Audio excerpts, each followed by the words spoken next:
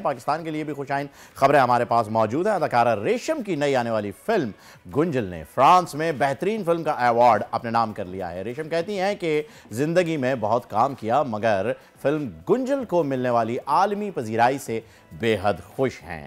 Film को अगले माह के आखिर में रिलीज किया जाएगा। बोल न्यूज के नुमाइंदे मोइन जुबैर से अदाकारा रेशम ने खुसूसी गुफ्तगू की। आइए आपको सुनाते हैं। Over to you Moin.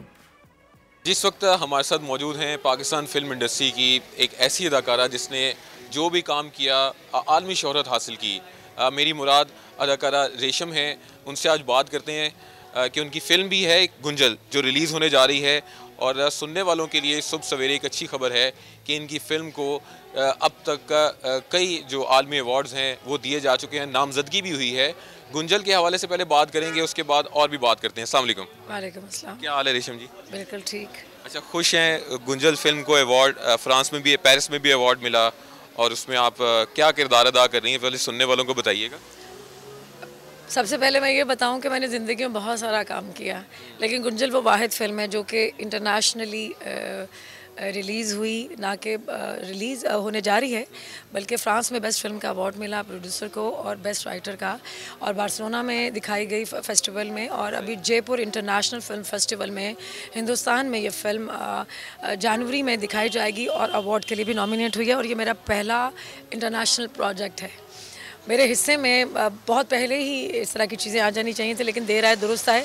और पाकिस्तान में ये फ़िल्म जो है गुंजल रिलीज़ होगी। आई थिंक क्रिसमस से पहले अभी डेट अनाउंस नहीं की, बहुत जल्द इसकी डेट अनाउंस हो जाएगी। और इसमें मैंने बहुत एक पावरफुल लेडी का, एक औरत का कैरेक्टर किया है और मैंने बड़ी रूह से किया है। आप लोगों को देख के मज़ा आएगा। ये मैंने कोई छोटा मोटा रोल नहीं किया। मैं बताऊँ, मैंने बहुत मेहनत की है। और मैं ये बताऊँ कि मैंने पहली मर्तबा अहमद अली अकबर के साथ ये स्क्रीन शेयर की है और उनके साथ काम करके बहुत अच्छा लगा, बहुत मज़ा आया। बहुत उम्दा आर्टिस्ट हैं और बहुत मंझे हुए आर्टिस्ट हैं। अच्छा रेशम जी, इसमें जो आपका किरदार है, क्या उसमें आप डॉक्टर हैं, जर्नलिस्ट बनी है, क्या हैं? मैंने आपका टीज़र जो देखा है उसमें बहुत पावरफुल लेडी लग रही हैं आप, तो आप ज़रा सुनने वालों को खुद बता दें इसमें कैरेक्टर है क्या आपका? देखें, अगर सुनने वालों को यही बता दिया मैंने कि ये कैरेक्टर क्या है, तो वो तो सब चीज़ें, वो जो एक क्यूरियोसिटी है, वो जो तजस्सुस है, वो ख़त्म हो जाएगा। मैं नहीं चाहती। हाँ, मैं कभी झूठ नहीं बोलती हूँ, लेकिन मैंने बड़ी मुद्दत के बाद एक बहुत पावरफुल कैरेक्टर किया है। एक प्रॉपर कैरेक्टर है जिसके बहुत मतलब एक कैरेक्टर स्क्रीन पे आपको उसके जो ऐसा कैरेक्टर जो स्क्रीन पे कुछ मेरे ख्याल में ऐसे तासुर छोड़ेगा कि आप देखने वाले को मज़ा आएगा। अच्छा, रेशम जी का एक प्रोजेक्ट था, एक फिल्म थी the legend of Maula Jatt, उसको भी रेशम तकरीबन 1 साल मुकम्मल हो गया है। 13 अक्टूबर को पाकिस्तान फिल्म इंडस्ट्री का, दुनिया भर की फिल्म इंडस्ट्री ने उसने ज़बरदस्त बिजनेस किया। अब जो गुंजल है, क्या कंपैरिजन है उस फिल्म का, या फिर ये उससे ज़्यादा 300 करोड़ से ज़्यादा बिजनेस कर सकती है? देखिए, मौला जट एक कमर्शियल फिल्म थी। उसने पूरी दुनिया में झंडे गाढ़े अपने कामयाबी के।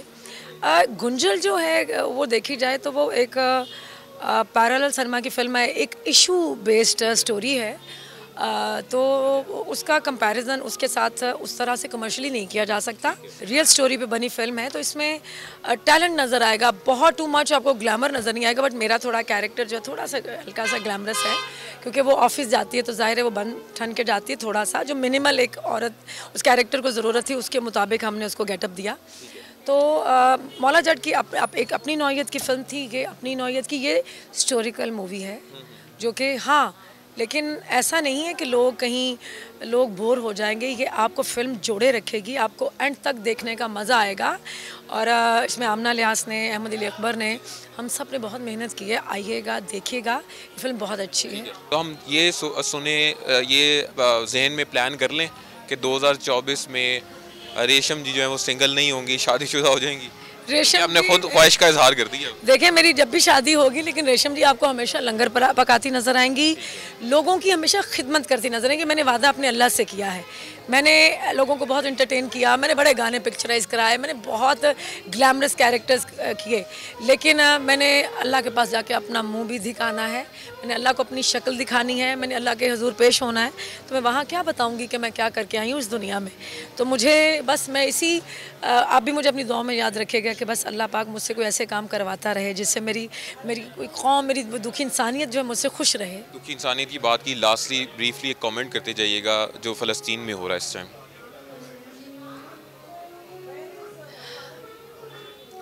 मैंने अगर अपनी ज़िंदगी में, अपनी पूरी लाइफ में कोई क़यामत देखी है, ऊपर जाके तो क़यामत वो पता नहीं हम कब देखेंगे, मैंने अपनी आँखों से इस दुनिया में मैंने क़यामत देखी है। हम हंस रहे हैं, हम खा रहे हैं, हम पी रहे हैं, हम तो उनकी, मैं कहती हूँ कि हम तो उनके ज़रा बराबर भी अच्छे इंसान नहीं हैं। वो जो उम्मत, मैंने कल एक आदमी की वीडियो देखी और उस आदमी ने ये कहा, उसकी पूरी फैमिली के वो शहीद हुए, वो सारी डेड बॉडीज़ पड़ी थी और वो अकेला बुज़ुर्ग इंसान बच गया। उसने कहा कि जाकर ऊपर नबी पाक सल्लल्लाहु अलैहि वसल्लम को शिकायत करना, उससे शिकायत करना कि पूरी दुनिया के मुसलमान हमारे हक़ में नहीं बोले। ये कितनी बड़ी शिकायत है। वो कौम ही कोई और है, उनके जज्बे कोई और है, वो हिम्मत वाले हैं, उनके हौसले बुलंद हैं। हम वैसे हौसले ना ला सकते हैं, ना वैसी हिम्मत ला सकते हैं, ना वैसे हम उनकी राह में वैसे शहीद हो सकते हैं। क्योंकि नबी पाक सल्लल्लाहु अलैहि वसल्लम सरकार ने कहा था कि बैतुल मक़दस के इर्द गिर्द जो लोग मौजूद हैं वही इसको बचाएंगे, और वो बचा रहे हैं, वो दिफा कर रहे हैं अपने खून से, वो जंग लड़ रहे हैं इस अपने खून से। मैंने ऐसे बच्चे नहीं देखे जो अल्लाह की राह में, इतने खूबसूरत बच्चे जो शहीद हो गए। मैं अल्लाह से रोज़, मैं 2 नमाज़ें या शायद 3 पढ़ती हूँ, मैं उसमें नमाज के सजदे में जाके अल्लाह से कहती हूँ कि या अल्लाह तू मुझे माफ़ कर दे, मैं इनके लिए कुछ नहीं कर सकी, मैं इनके लिए कुछ नहीं कर सकी, तू मुझे माफ़ कर दे। मैं रोज़ माफ़ी मांगती हूँ, मैं रोज़ अल्लाह से माफ़ी मांगती हूँ कि मैं ऐसा कोई दिन नहीं है कि जिस दिन मैं रोती नहीं उनके लिए, और रब से माफ़ी मांगती हूँ। इससे बड़ी करबला नहीं देखनी, इससे बड़ी क़यामत नहीं आनी। इनके नसीब में, मैं कहती हूँ कि इनके नसीब में फ़तह नहीं है, फ़तह सिर्फ फ़लस्तीनियों की होनी है। ये इसराइली, ये हिटलर ने जो इनके साथ किया था ना, वो ठीक किया था, इनको कमरों में बंद करके मारा था। मैंने पूरी दुनिया में जो जितने बड़े प्रोटेस्ट होते देखे, यूके में मिलियंस, अमेरिका में मिलियंस, खुदा की कसम अगर ये लोग मुसलमान हो जाए ना, गोरे कलमा पढ़ लें, तो इनसे अच्छा मुसलमान ही कोई नहीं है। बहुत शुक्रिया रेशम जी। अदाकारा रेशम ने हमें वक्त दिया, हम इनके मशकूर हैं, और बड़े जज्बाती गुफ्तगू की इन्होंने फ़लस्तीन के हवाले से, और यकीनन जिस तरह का ये काम कर रही हैं, सोशल वर्क कर रही हैं, हम तमाम लोगों के लिए भी ये एक आइडियल है, एक इंस्पिरेशन है। मोइन ज़ुबैर ने जनाब रेशम से बात की और इनमें कुछ वो आबदीदा भी हो गई फ़लस्तीनी बहन भाइयों की बात करते हुए, और उन्होंने अपनी सारी बाबीती खैर बताई है, वो क्या ख्यालात रखती हैं। तो अल्लाह ताला मदद फरमाए हमारे फ़लस्तीनी बहन भाइयों की, हम यही दुआ बार बार कर रहे हैं, क्योंकि जो मनाजिर वहाँ से आ रहे हैं वो वाकई, जो भी एक नरम दिल रखने वाला इंसान है वो नहीं बर्दाश्त कर सकता, उसका दिन पूरा बहुत अजीब गुजरता है वो विजुअल्स देखने के बाद। तो हमारी दुआएं उनके साथ हैं। सब्सक्राइब करें और बेल दबाएं ताकि कोई खबर रह न जाए।